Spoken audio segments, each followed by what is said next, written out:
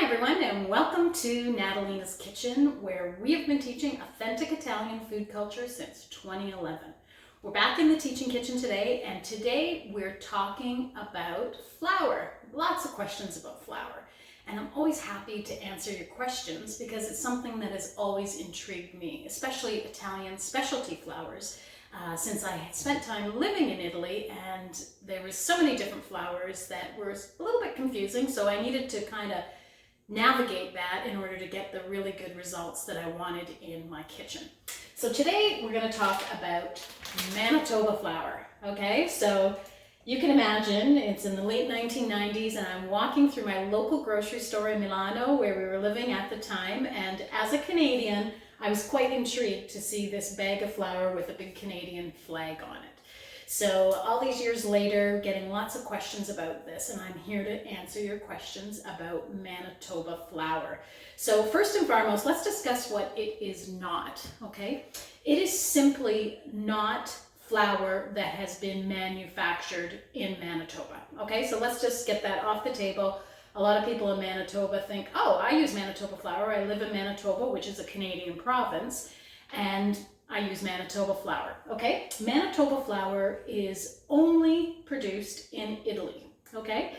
And up until very recently, I've only ever seen it in Italy. So this is one that I brought back, and you can see the big Canadian flag on it, okay? So what is it, now that we know what it isn't?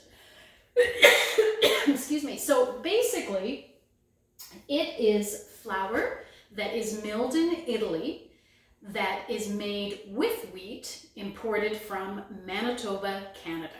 Okay, so I live in Ontario, province of Ontario, and this wheat that they're using is typically a very strong wheat or hard wheat, and it produces a strong flour or hard flour, also known as bread flour in North America.